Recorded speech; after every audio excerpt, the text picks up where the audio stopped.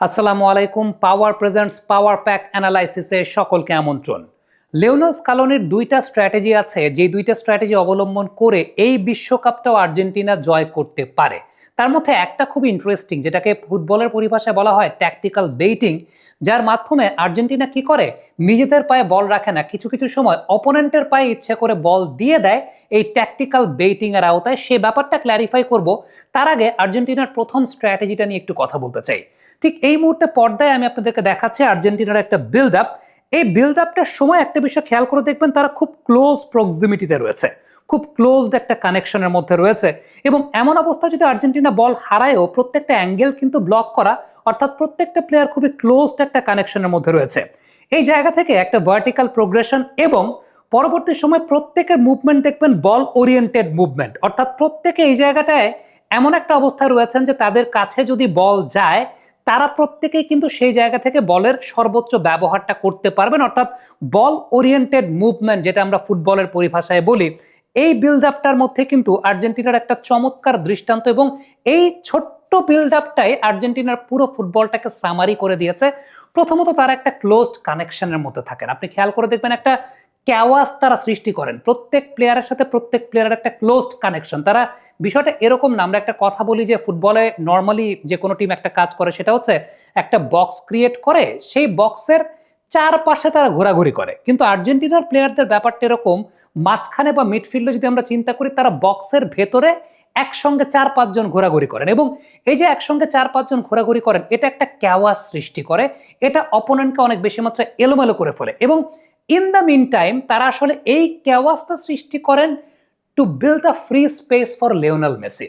এবং ঠিক এই জায়গাটা আপনি যদি চিন্তা করেন, সবচাইতে গুরুত্বপূর্ণ অবদানটা রাখেন ম্যাকঅ্যালিস্টার। কারণ ম্যাকঅ্যালিস্টার এই জায়গাটায় বিষয়টা এরকম ঘটে, সেটা হচ্ছে যে তিনি কিন্তু এখান থেকে বিল্ড আপটা করেন। আরেকটা খুব গুরুত্বপূর্ণ বিষয়, সেটা হচ্ছে ডিপলের কাজটাই সেই জায়গাটায় থাকে আলটিমেটলি মেসিকে প্রোটেকশন দেওয়া বা মেসিকে ফ্রি করে দেওয়া। এবং তারা কিন্তু এইভাবেই আসলে ফুটবলটা খেলে থাকেন, যে মিডফিল্ডের এই জায়গাটায় একটা ক্যাওয়াস তারা সৃষ্টি করেন, একদম খুব ক্লোজড কানেকশনে, খুব ক্লোজড ব্লকের মধ্যে তারা খেলার চেষ্টা করেন। এবার ওই ব্যাপারটা নিয়ে কথা বলতে চাই, যেটাকে ট্যাকটিক্যাল বেইটিং বলা হয়, অর্থাৎ আর্জেন্টিনা কখনো কখনো অপোনেন্টের পায়ে ইচ্ছে করে বল রাখে, ইচ্ছে করে বল দেয় এই কারণে, কারণ অপোনেন্ট মনে করে তারা এই মুহূর্তে ম্যাচের কন্ট্রোলে আছে, এবং তাদের ডিফেন্স থেকে শুরু করে সবাই মোটামুটি আর্জেন্টিনার অর্ধে চলে আসে। এবং আর্জেন্টিনার এই খেলাটাই সবচেয়ে ডেঞ্জারাস, যেটা হচ্ছে তারা ট্রানজিশনাল প্লেটা যখন করে, কারণ যে সময়টায় আর্জেন্টিনা বলটাকে রিকভার করে, তখন আলটিমেটলি অপোনেন্টের অর্ধে আর্জেন্টিনার প্লেয়ারের সংখ্যা বেশি থাকে। বাবা, এত এনার্জি কই পাও? এই পাওয়ার চুমুকে অ্যাকশন।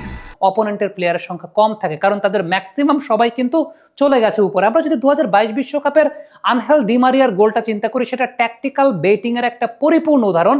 এই জায়গাটাও আর্জেন্টিনা কিন্তু ফ্রান্সকে অ্যালাউ করছিল to come towards their box, এবং ঠিক যেই সময়টাতে বলটা রিকভারি হতে যাচ্ছিল, খেয়াল করে দেখবেন স্কালোনি কিন্তু সিগন্যাল দিয়ে ফেলেছেন, যে okay, this is the time for the transition. এবং এই জায়গায় আর্জেন্টিনা সবচেয়ে ডেঞ্জারাস, এবং ওই ট্রানজিশনটার ফলেই কিন্তু আর্জেন্টিনা আলটিমেটলি পরবর্তী সময় গোলটা দিয়েছে।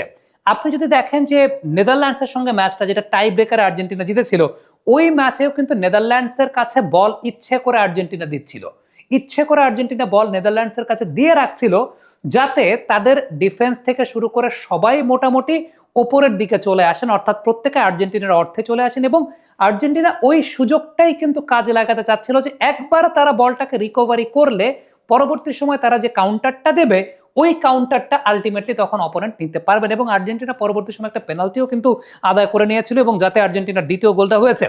এই বিষয়টাকে আপনি মেলাতে পারেন অনেকটা বক্সিং এর কাউন্টার পাঞ্চের সঙ্গে। বক্সিং এ যে বিষয়টা ঘটে, যে অনেক সময় বক্সার ইচ্ছা করে পাঞ্চ নিতে থাকেন। কেন নিতে থাকেন?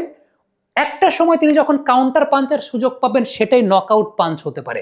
এবং দ্যাট ইজ দ্য স্ট্র্যাটেজি, যেটা আসলে আর্জেন্টিনা, লিওনেল স্কালোনি আর্জেন্টিনা টিমের জন্য অ্যাপ্লাই করেন, অনেকটা বক্সিং এর কাউন্টার পাঞ্চের মতো।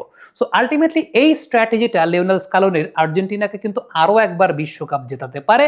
সো লেটস সি আর্জেন্টিনা অস্ট্রিয়ার সঙ্গে কেমন পারফর্ম করে এবং তাদের পারফরমেন্সটা কেমন হয়। সত্যি কথা বলতে আর্জেন্টিনা, ব্রাজিল, তাদের যে ছন্দময় ফুটবলের যে লেগেসি বা ঐতিহ্যের জায়গা, আমি তো অবশ্যই পার্সোনালি চাইবো যে আর্জেন্টিনা বলি, ব্রাজিল বলি, জার্মানি বলি, ফ্রান্স বলি, এরা টুর্নামেন্টের শেষ পর্যন্ত টিকে থাকবে এবং আমরা সুন্দর ফুটবল দেখতে পাবো। তবে এই বিশ্বকাপের ডার্ক হর্সটা কিন্তু হয়তোবা জাপান হতে যাচ্ছে। Still we do not know, football বিশ্বকাপে আসলে প্রেডিক্ট করা যায় না, বাট ডেফিনেটলি দুইজন coach, Carlo Ancelotti, Lionel Scaloni, দুজনের স্ট্র্যাটেজির মধ্যে আসলে কার স্ট্র্যাটেজি তাদের দলকে কতটুকু পর্যন্ত নিয়ে যেতে পারে সেটাই দেখার বিষয় হবে এই বিশ্বকাপে। সো এই বিশ্বকাপটা অনেকাংশে প্লেয়ারদের লড়াইয়ের চাইতেও কোচদের লড়াইটা অনেক বেশি মাত্রায় fascinating. Thank you so much এতক্ষণ আমাদের সঙ্গে থাকার জন্য।